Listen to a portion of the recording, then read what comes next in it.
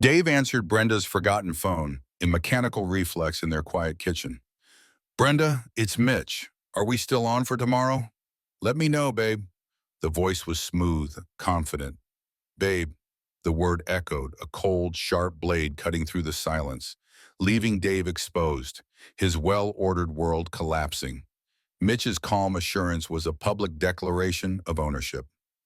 Dave Miller's hands, usually steady from years of handling lumber and concrete, trembled holding Brenda's forgotten phone.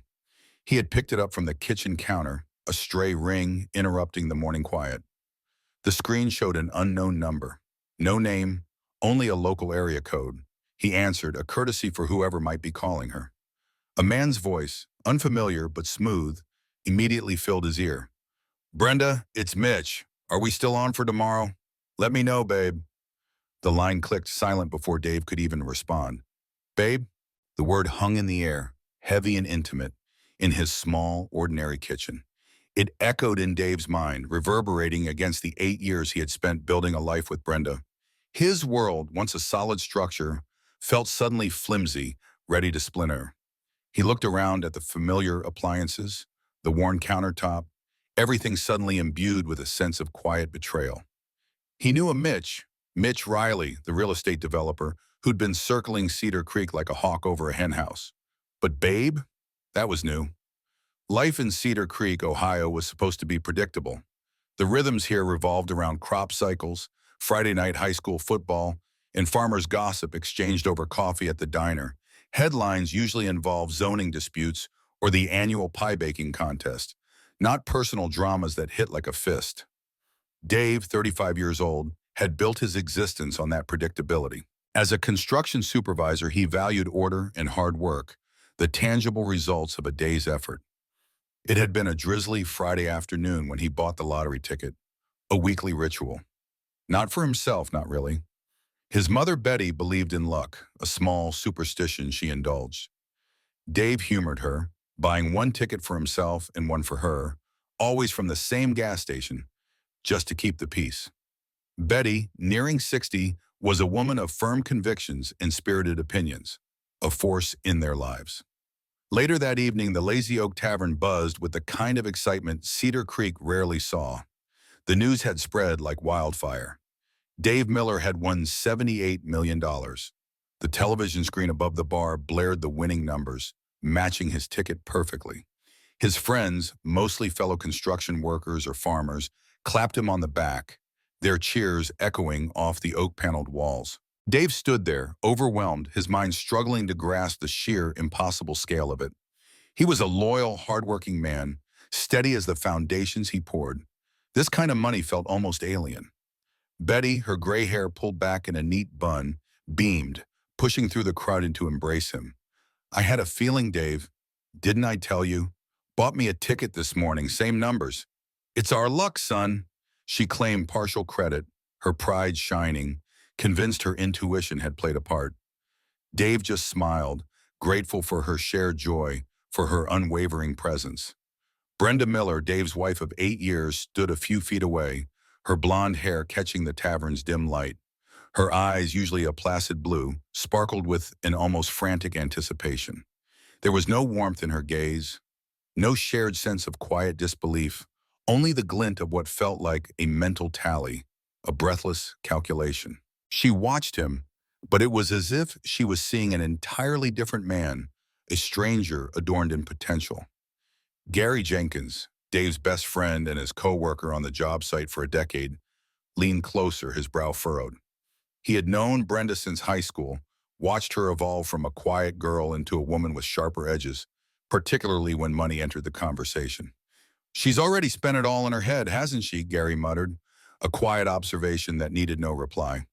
He could sense the shift in Brenda's demeanor, a sudden, almost desperate energy that felt out of place. The tavern door creaked open, letting in a gust of cold November air.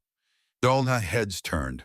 Mitch Riley, the city's slicker real estate developer, stood framed in the doorway, his expensive wool coat a stark contrast to the flannel and denim worn by the locals. Mitch had a reputation, a smooth tongue, and a history of buying up farmland for pennies on the dollar, only to flip it for a fortune. He surveyed the room, his eyes quickly finding Dave. Mitch navigated the crowded room with an easy confidence, a practiced smile on his face. He approached Dave, extending a hand that felt too soft, too manicured for Cedar Creek. Heard the great news, Dave. Congratulations. If you're looking to invest that windfall, I'm your man. His voice was the same smooth voice Dave had heard on the phone just hours earlier. Brenda's gaze flickered from Dave to Mitch, lingering there a fraction longer than necessary. A subtle, almost imperceptible shift that Gary caught. A prickle of unease ran down Gary's spine, his stomach clenching. Dave, ever polite, shook Mitch's hand, but kept his reply firm.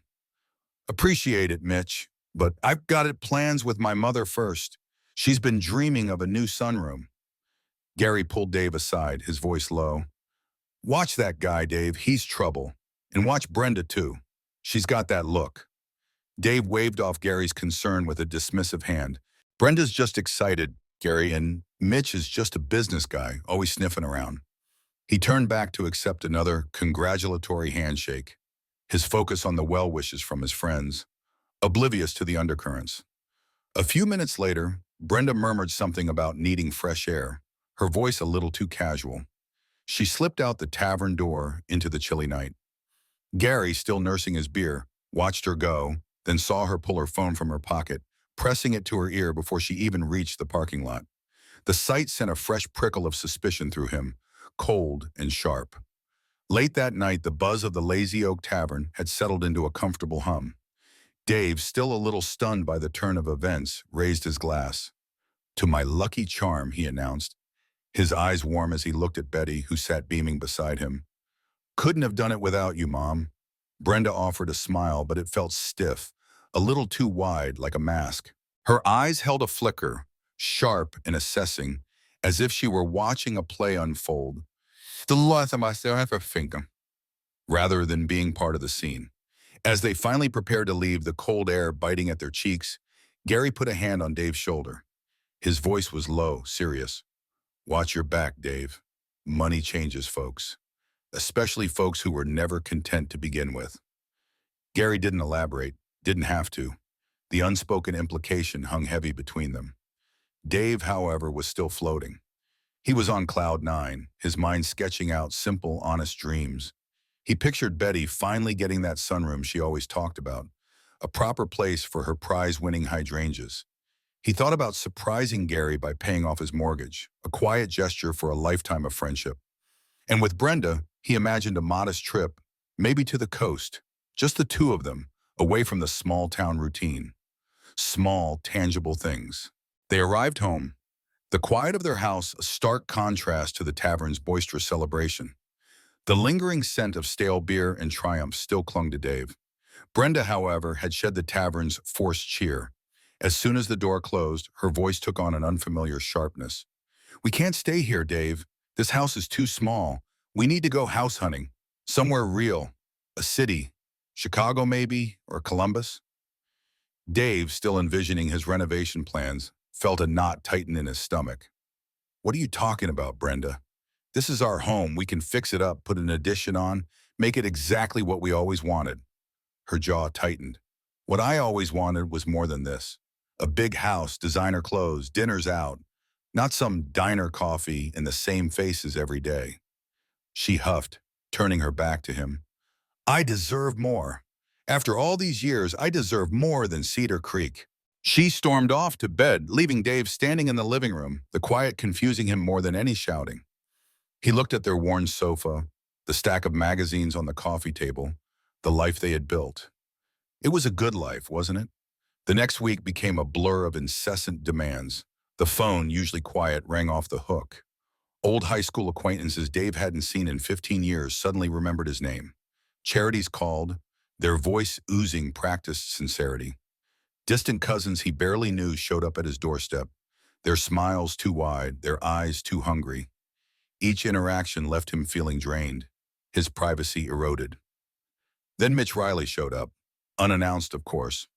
Dave was in the backyard trying to fix a leaky faucet, his hands grimy, wearing his usual worn jeans and a faded work shirt. Mitch, however, was in a tailored suit, his car a sleek, dark sedan parked conspicuously in front of Dave's modest ranch home. He held a glossy brochure, its pages gleaming even in the dull November light. Dave, Mitch began, his smile practiced, his voice smooth as polished stone. Heard about the big win. My firm specializes in wealth management for individuals like yourself. We can take that fortune and turn it into an empire. He gestured vaguely at the brochure, filled with pictures of skyscrapers and lavish estates. Dave wiped his hands on a rag, looking from the brochure to his chipped faucet. An empire, huh? I'm not so sure I want an empire, Mitch. Just something that benefits local folks, helps out. Maybe start a scholarship fund for kids, that kind of thing. His voice was slow, deliberate. Just then, Brenda appeared from the house, dressed in a floral dress Dave had never seen, her hair carefully styled. It was far too fancy for a Tuesday afternoon in Cedar Creek. She smiled at Mitch, a smile that held an unsettling warmth, a familiarity that made Dave uncomfortable. Mitch, how wonderful to see you again, she purred, extending a hand. Dave, darling, let's not dismiss him so quickly. He has wonderful ideas. She flashed Mitch another bright smile, a silent exchange passing between them. Gary, who had just come over to help Dave with the faucet and was now standing in the kitchen doorway with a mug of coffee, stiffened. His eyes narrowed. Dave, feeling the weight of their combined gazes, managed a polite but firm tone. I appreciate you stopping by, Mitch. I'll think about it. He walked Mitch to the door, a clear signal their meeting was over. As Mitch stepped outside, he paused, turning back. His eyes met Brenda's for a brief, telling moment, a glance that spoke volumes without a single word. Gary, observing from the kitchen, caught it all. Mitch then subtly slipped a small card into Brenda's hand, his personal contact details, no doubt. Brenda's fingers closed around it discreetly, a faint, almost imperceptible smirk playing on her lips as she tucked it into her dress pocket. Later, Gary found Dave in the backyard, still wrestling with the faucet. That Mitch guy, Gary began, his voice flat. He's trouble. Heard about him from folks in the next county over. He milks clients dry, makes big promises, then ghosts. He paused, then added, and Brenda, she looked at him like he was the answer to all her prayers. You better open your eyes, Dave. The greasy smell of diesel fuel hung in the air as Dave, wiping his hands on a rag, surveyed the old tractor. He'd spent the better part of the morning tinkering with its engine. Gary leaned against the fence, nursing a coffee, his gaze fixed on Dave. You're still shrugging off what I said about Mitch, Gary asked, his voice flat. And Brenda, she's got a fire in her eyes I haven't seen before. Dave tossed the rag onto the tractor seat. Brenda's right, Gary. We owe it to ourselves to at least see what's out there. $78 million doesn't come along every day. He tried to sound casual, but the words felt hollow even to his own ears. Gary pushed off the fence, stepping closer. Yeah, but you told me, Dave. Your mother, Betty, she's priority one. You plan to build her a new place, a proper home, not just fix up her old cottage. Dave met his gaze, his resolve hardening. That's definitely happening, he assured him, his voice firm. No matter what, Mom comes first. That hasn't changed. He meant it. Betty was the one constant, the bedrock. Later that afternoon, Dave drove over to Betty's cozy cottage. The scent of fresh-cut flowers always greeted him, a testament to her lifelong passion. She was meticulously arranging hydrangeas in a vase, her hands nimble despite her age. You're still at it, Mom? He asked, watching her. She looked up, a sprinkle of water on her cheek. Keeps me young, son, and pays for my garden supplies. Why would I stop? She loved her job at the local florist, a quiet rhythm to her days. Her dream home, he knew, wasn't some grand mansion.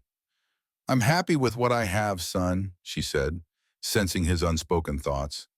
Just a small garden and a porch swing, that's all I need. Her needs were always so simple, so grounded.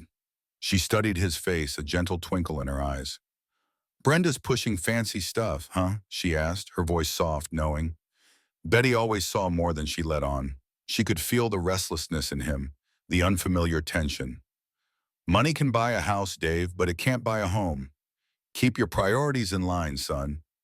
Her words were a quiet anchor, holding him steady against the rising tide of Brenda's ambition. A few days later, he met Amy Peterson for coffee at the diner. Uim, A childhood friend who felt more like a sister had known Dave longer than Brenda had. She was a librarian, steady and observant, her wisdom often cloaked in gentle humor. "So you're a millionaire now," she teased, stirring her coffee. "Still drinking the diner's weak brew, though." Dave managed a small smile. "It's still surreal, Amy. Honestly, I just want to do some good with it. Help out the town, maybe fix the old rec center." He admitted, the weight of the new reality heavy on him. Amy set her spoon down, her gaze direct. "And Brenda wants something else?" It wasn't a question, more of an observation. Dave sighed, running a hand through his hair. "She wants to leave Cedar Creek. Says she deserves more than a small town." He admitted, the words a confession of their growing divide. "We're at odds." Amy nodded slowly. "Money reveals truth, Dave. Be sure her dreams align with your well-being, not just her own. This kind of money can change people, and not always for the better." Her advice, delivered softly, felt like a cold splash of water. Meanwhile, Brenda's social media feed had transformed. It was no longer mundane updates about her day. It became a highlight reel of luxury homes in upscale urban neighborhoods, photos of lavish dinners at city restaurants, all tagged with hashtags like #BigCityDreams and #NewBeginnings. The transformation was rapid, almost jarring. Dave received a text from Betty, a rare occurrence. "Is Brenda planning to relocate? Are we losing you, son?" The simple words conveyed a deep concern, a fear of separation. Dave immediately called her, reassuring her that he wasn't going anywhere, that she was his first priority, that he loved Cedar Creek. He tried to convince himself, too. The next evening, Brenda confronted him, her voice sharp, insistent.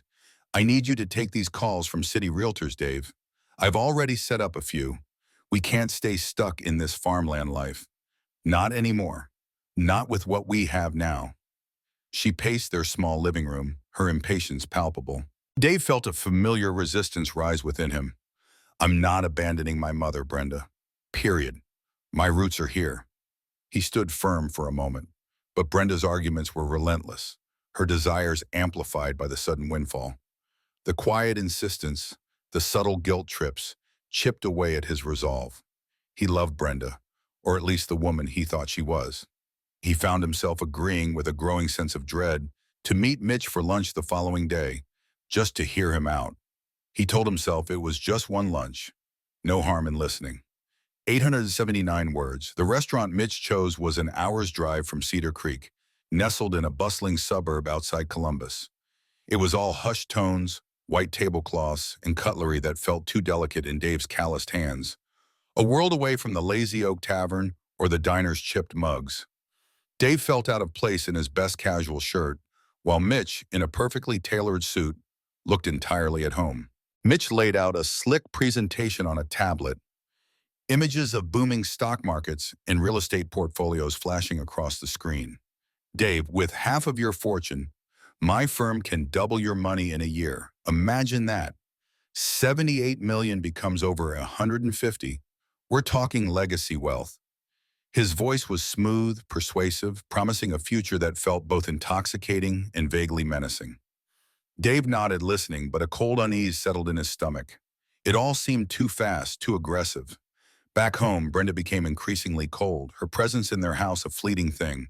She preferred to be on her phone, scrolling through endless feeds, or out with friends whose names Dave rarely recognized. When she was home, her eyes were usually fixed on her screen, a guarded smile playing on her lips. If Dave approached, she would quickly snap the phone shut, the smile vanishing, replaced by a neutral, almost defensive expression. Gary noticed it too. "New car, Dave?" he'd asked one afternoon, his eyebrows raised, as a sleek black SUV pulled into their driveway. In Brenda's wardrobe, she's dressing like she's going to a gala every day. Dave mumbled something about it being part of their new life, but Gary's knowing look spoke volumes. The car had been financed quickly, without Dave's usual careful consideration, Brenda assuring him it was a small advance on their future investments. Brenda's absences grew more frequent. She started making excuses to travel alone, always to the city. City meetings, as she'd say, or design consultations for their hypothetical new home. Dave tried to bridge the growing chasm between them. He suggested a quiet dinner at their favorite local spot, a walk by the creek, anything to rekindle the connection they once shared. But Brenda was always too busy, always had an appointment, always a phone call to make. Betty, always observant, voiced her worries during one of Dave's visits. Brenda seems preoccupied, Dave, not like herself. She barely looks at me when she talks. Her tone was gentle, but the concern in her eyes was clear. Dave tried to dismiss it, attributing it to Brenda's ambition, her newfound drive to spend. He wanted to trust his wife, to believe her changes were just the natural course of adjusting to immense wealth. But doubt, like a persistent weed, began to take root. Mitch Riley's calls became a regular occurrence. His voice was always enthusiastic, always pushing aggressive investment opportunities. He often mentioned Brenda's enthusiasm for certain projects, subtly implying her approval, her eagerness for them to move forward. Brenda was just saying how excited she is about the city condo development, Dave. A real goldmine. His words chipped away at Dave's cautious nature. Under Brenda's constant pressure, her insistence that they couldn't let opportunities slip by, and Mitch's persuasive tactics, Dave made some initial investments. Each transaction left him with a lingering feeling of unease, a cold sensation in his gut. Brenda and Mitch began meeting more openly. Business dinners, Brenda would call them, always in the city. Dave rarely went. When he did, he noticed their body language. The way Mitch would lean in when Brenda spoke, her easy laughter, a casual touch on the arm that seemed to linger too long. It was subtle, almost imperceptible to an untrained eye, but Dave saw it, felt the cold prickle of discomfort. Amy Peterson, during their occasional coffee dates, noticed the change in Dave. He looked tired, his usual steady demeanor replaced by a quiet turmoil. She listened more than she spoke, offering a patient ear. "You seem worried, Dave," she said one afternoon. "You can talk to me, you know."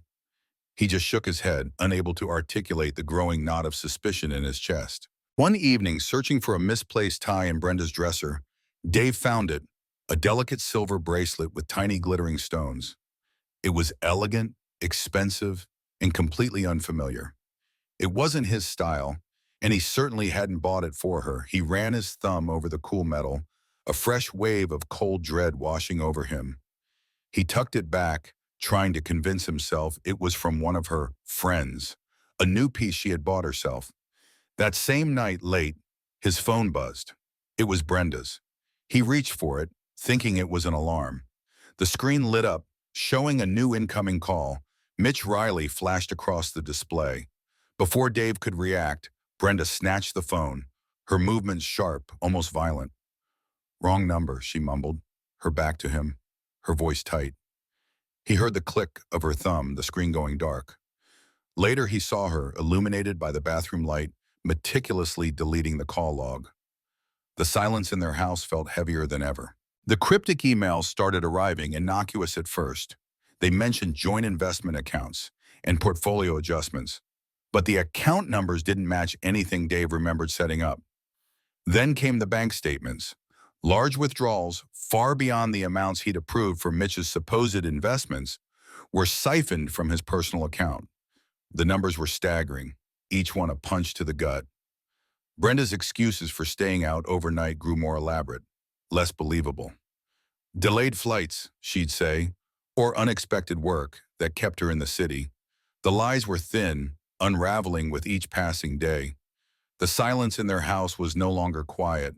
It was deafening, filled with unspoken truths. One damp Tuesday evening, a chill settling in from the darkening sky, Dave decided he couldn't stand it anymore. He waited until Brenda left, then followed her. His old pickup truck, familiar and comforting, became a cloak of invisibility. She drove out of Cedar Creek, not towards the highway for a city meeting, but to a secluded motel on the edge of town, a place locals only use for illicit rendezvous. His heart, heavy with a terrible dread, sank with each mile. He parked his truck far enough away to remain unseen, close enough to watch. The motel's neon sign flickered, casting a sickly red glow on the rain-slicked pavement. He saw Brenda's car pull into a spot, then watched her walk toward one of the rooms.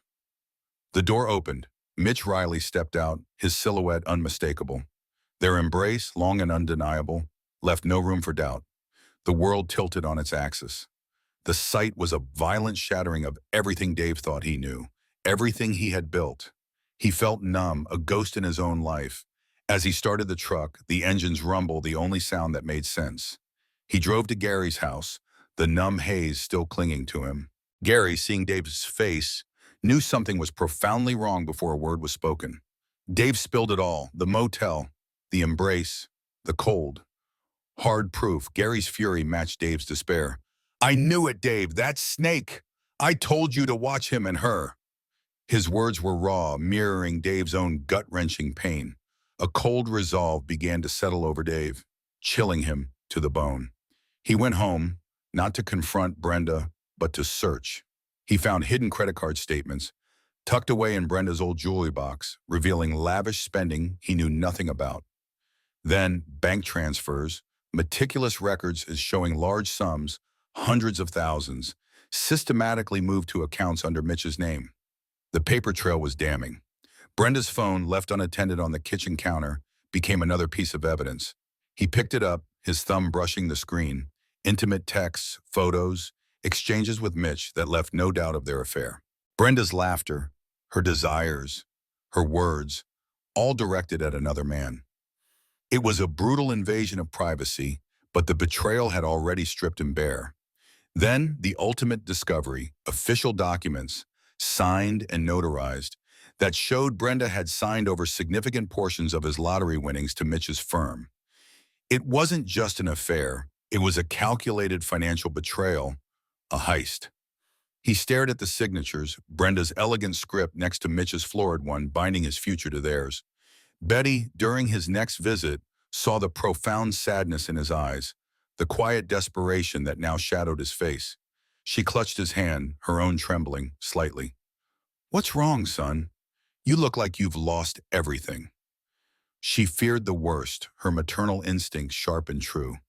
Amy Peterson, seeing his broken state, offered more than just a listening ear. She was a steady presence, a calm voice of reason amidst the chaos of his unraveling life. Dave, you need to think clearly. You need to protect yourself and your mother. Her words were a lifeline in the stormy sea of his emotions. He began to gather all the evidence meticulously, a stack of papers growing on his kitchen table. Each document, each text, each photo was a painful testament to his wife's deception. He felt like a detective in his own life, uncovering a crime committed right under his nose. With the evidence laid out, a cold, hard resolve replaced the initial shock. He confronted Brenda. She stood in the living room, dressed for another supposed city meeting, her face a mask of indignation. At first, she denied everything, her voice sharp and indignant. How dare you? You're paranoid, Dave. But as he laid out the photos, the bank statements, the signed documents, her denials faltered, then crumbled. Tears, cold and theatrical, began to stream down her face. She broke down, but not with remorse. You never gave me the life I deserved. This town, this house, it's all so small, she screamed, her voice rising, venomous. Mitch understands me. He sees my potential. You just wanted me to stay here, stuck, forever. There was no apology for the affair, no regret for the financial betrayal, only a bitter, self-pitying accusation. Dave felt a final, chilling emptiness. Life's choices, particularly those made in the shadow of betrayal, can be costly. Stick around to the end to see how these choices unfold for Dave. The living room, once a space of quiet domesticity, became an arena. The confrontation with Brenda escalated, her screams echoing off the walls, raw and bitter. Each accusation, each lie uncovered, tore deeper into the fabric of Dave's life. Her deceit, laid bare by the stack of evidence, was worse than he could have imagined. She finally admitted to the affair, her voice cold, devoid of shame. Yes, I was with Mitch. What of it? You were never enough. But she maintained a fierce, almost desperate innocence regarding the money. He misled me, Dave. He said it was all for our future, that you just didn't understand finance. He manipulated me. Her words twisted the knife, turning her betrayal into his fault. Dave's world, the one he had tried to build with the winnings, crumbled around him. The vision of Betty in her sunroom, Gary's mortgage paid off, a quiet trip with Brenda to the coast, all felt tainted, gone, replaced by a bitter emptiness. The lottery, meant to be a blessing, had become a curse, exposing the rot beneath the surface of his life. He spent days poring over bank statements, investment documents, and legal papers with Amy's help.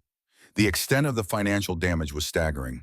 Nearly half of his $78 million had been funneled away by Mitch, or lost in what were clearly bad investments, signed off by Brenda, or simply transferred into Mitch's various accounts. It was a systematic plunder. With a cold, hard resolve, Dave contacted Frank Miller, a lawyer in the next county over, known for his integrity and quiet efficiency.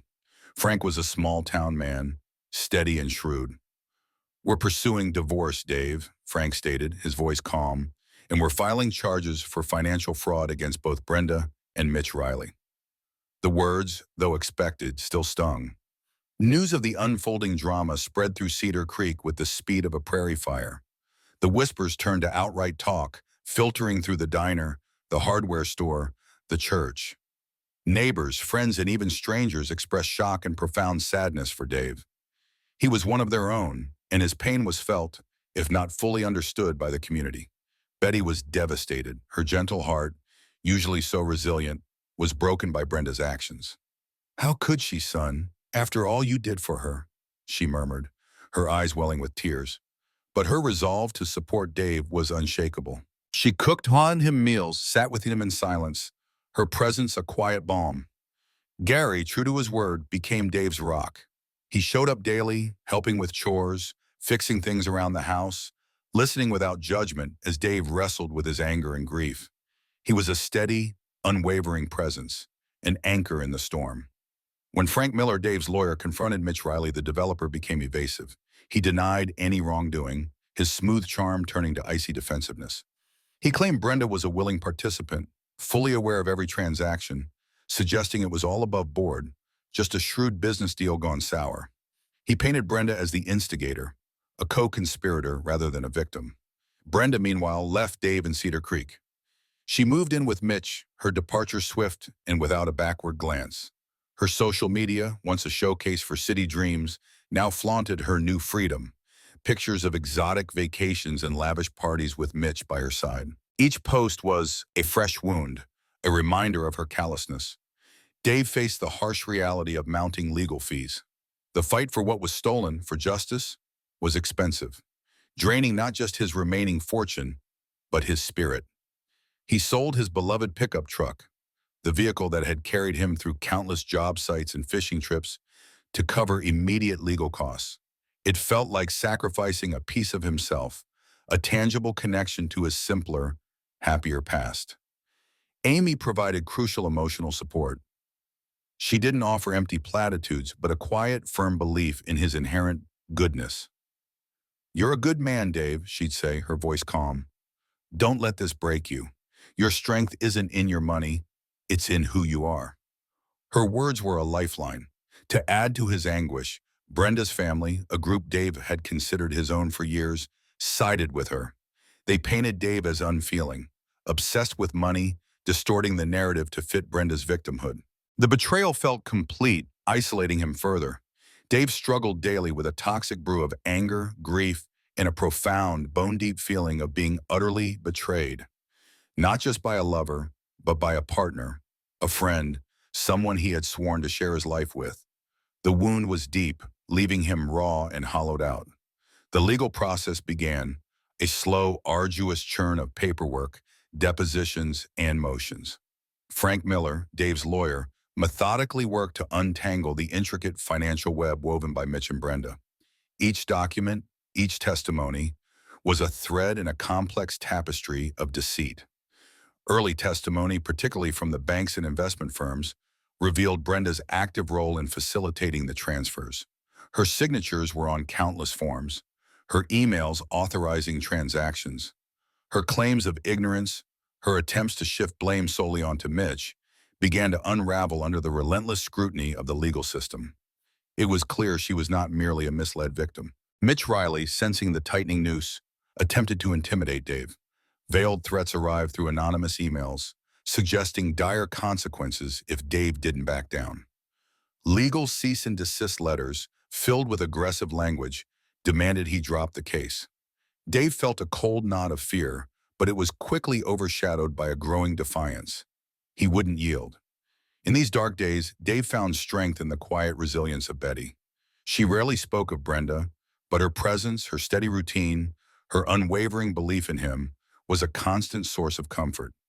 Gary's loyalty was a solid foundation. He'd drive Dave to appointments, sit in silence during long waits, always ready with a word of encouragement or a practical solution. Needing both distraction and income, Dave started working extra shifts at his old construction job. The familiar rhythm of physical labor, the tangible results of building something, offered a strange kind of solace. He found a grim satisfaction in the sweat and ache, a reminder of a simpler existence. The financial strain was immense. Legal fees piled up, eating into his remaining funds. Dave was forced to make difficult choices, cutting back on almost everything. Meals became simpler, entertainment non-existent. He lived frugally, a stark contrast to the luxurious life Brenda and Mitch were flaunting. Brenda and Mitch, seemingly unbothered by the impending legal battle, continued their brazen public appearances. Their social media feeds were still filled with opulent vacations, expensive cars, and extravagant parties, showcasing their ill-gotten gains to the world. Each post was a painful reminder of what had been stolen, not just money but trust and peace. Dave experienced moments of intense loneliness and despair. Lying awake at night, the silence of the house magnified his thoughts, questioning his judgment, his ability to trust people. How could he have been so blind? How could someone he loved betray him so completely? Amy, bless her steady heart, became an indispensable ally. She helped Dave organize his mountain of documents, creating orderly folders, color-coding evidence. Her practical assistance, combined with her calming presence, was invaluable during the most stressful times. She reminded him to breathe, to eat, to not give up. The Cedar Creek community, in its own quiet way, rallied around Dave. Farmers stopped by with fresh produce, neighbors brought casseroles, small kindnesses that spoke volumes. Their quiet support was a testament to his character, a balm for his wounded spirit. They didn't preach or offer unasked for advice. They simply showed up, their presence a collective embrace. Frank Miller's diligence paid off. He uncovered a disturbing pattern of similar scams orchestrated by Mitch Riley and other small towns across the state, a trail of broken promises and ruined lives. This evidence presented to the court built a much stronger case, painting Mitch not just as a swindler, but as a predator. Brenda, facing the severity of the growing charges and the mounting evidence against her, slowly began to show cracks in her confident facade. Her public appearances grew less frequent. Her social media posts halted. The reality of her situation, the potential consequences, started to sink in. Finally, the day came for Dave to deliver his victim impact statement in court. His voice was steady, calm, but every word carried the weight of his emotional and financial devastation. He spoke of his dreams for his mother, his plans for his community, the 8 years he had dedicated to Brenda, all shattered by her greed and Mitch's manipulation. Betty, frail but resolute, also provided a touching testimony. She spoke of Dave's good heart, his selfless nature, the simple dreams he had nurtured for his family. Her words, full of maternal love and quiet sorrow, resonated deeply in the courtroom. The judge, a woman of stern but fair demeanor, listened intently, her gaze shifting between Dave and the defendants. Her expressions, the subtle set of her jaw, the occasional sharp look directed at Mitch and Brenda, suggested a strong lean towards Dave's side. It hinted at serious consequences for Brenda and Mitch, a glimmer of justice on the horizon. The courtroom was still, the air thick with anticipation. The judge's voice, clear and unyielding, delivered the verdict. The court ruled largely in Dave's favor, ordering Brenda and Mitch to repay a significant portion of the stolen funds, though not every last penny. Justice, it seemed, was often an imperfect calculation. Brenda was granted minimal assets from the marital estate, effectively stripped of the life she had imagined. The harsh reality of her choices, the loss of her big city dreams, hung heavy in the air around her. She stood there, her face pale, the confident facade finally shattered. Mitch Riley, his smug expression replaced by a grim scowl, faced criminal charges for fraud. His carefully constructed reputation was shattered. his hollow empire crumbling around him. The legal system, slow but relentless, had finally caught up. News of the verdict spread through Cedar Creek like wildfire. There was a collective sigh of relief, a sense of justice, if not full recovery, for Dave and for the community that had quietly supported him. It was a win for honesty in a world that often rewarded deceit. Dave felt a profound sense of relief, a weight lifted from his shoulders that he hadn't realized how heavy it had become. But it was also laced with exhaustion.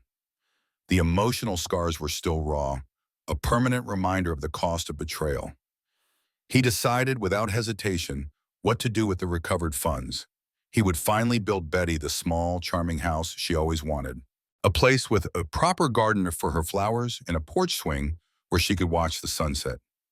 It was a promise kept not with frivolous excess, but with genuine love and a return to core values. Gary celebrated with Dave at the Lazy Oak, raising a beer. "See, I told you, buddy," he said, a genuine smile on his face. "True wealth ain't in the numbers in your bank account. It's in good friends and honest work." Dave nodded, knowing Gary spoke the truth. Brenda, abandoned by Mitch, who was now facing his own legal battles, found herself alone and disgraced. She couldn't return to Cedar Creek. Her name, once synonymous with Dave's lottery win, was now associated with betrayal.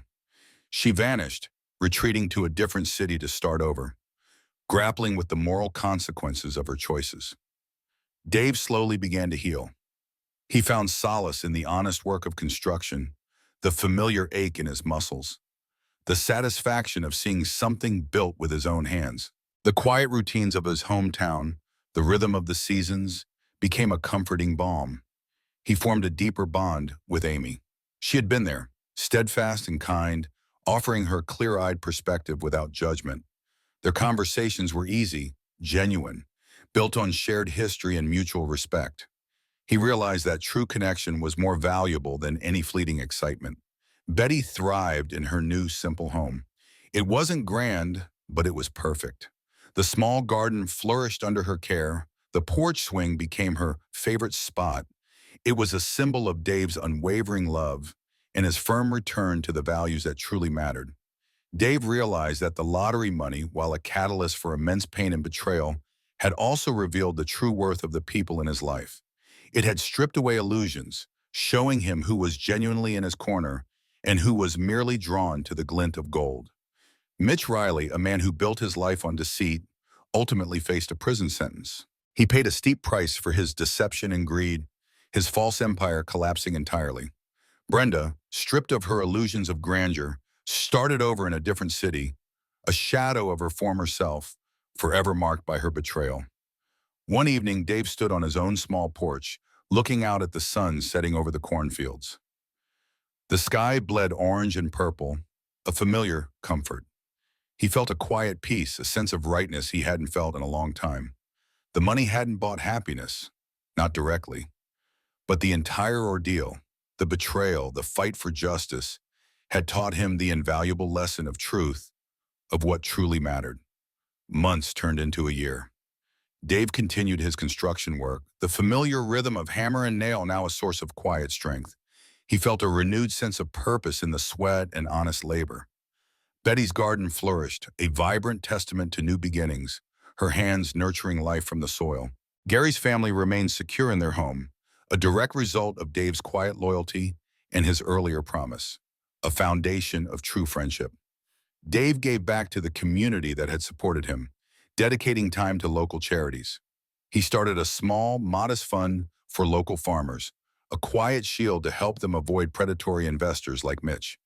His friendship with Amy deepened, evolving into something gentle and profound, built on the solid ground of trust and shared values.